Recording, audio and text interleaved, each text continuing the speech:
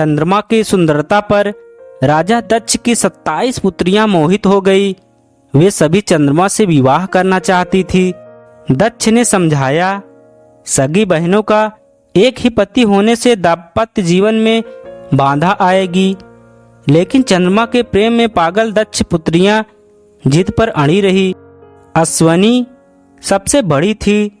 उसने कहा कि पिताजी, हम आपस में मेल जोल से मित्रवत रहेंगे, आपको शिकायत नहीं मिलेगी। दक्ष ने 27 कन्याओं का विवाह चंद्रमा से कर दिया। विवाह से चंद्रमा और उनकी पत्नियां दोनों बहुत प्रसन्न थे, लेकिन वे खुशी ज्यादा दिनों तक नहीं रही।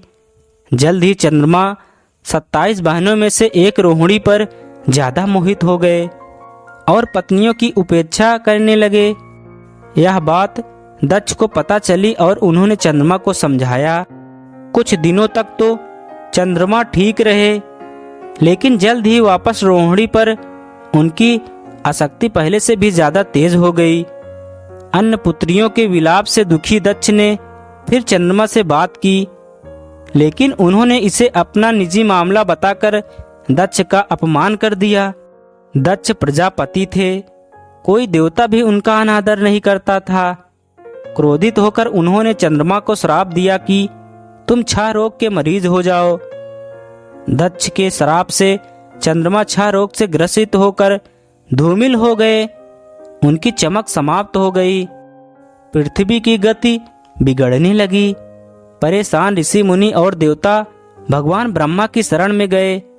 ब्रह्मा दक्ष के पिता थे, लेकिन दक्ष के श्राप को समाप्त कर पाना उनके वश में नहीं था। उन्होंने देवताओं को शिवजी की शरण में जाने को सुझाव दिया। ब्रह्मा ने कहा, चंद्रदेव भगवान शिव को तप से प्रसन्न करें। दक्ष पर उनके अलावा किसी का वश नहीं चल सकता। ब्रह्मा की सलाह पर चंद्रमा ने शिवलिंग बनाकर घोर तप आरंभ किया।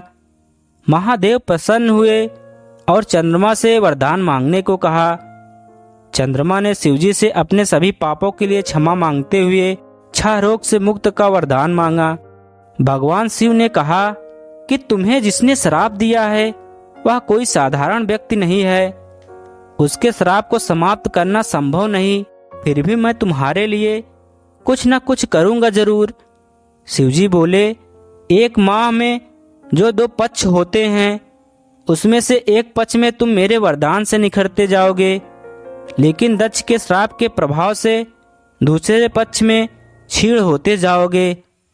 शिव के वरदान से चंद्रमा शुक्ल पक्ष में तेजस्वी रहते हैं और कृष्ण पक्ष में धूमिल हो जाते हैं। चंद्रमा की स्तुति से महादेव जिस स्थान पर निराकार से साकार हो गए थे, उस स्थान के देवों ने पूजा की और वह स्थान सोमनाथ के नाम से विख्यात हुआ।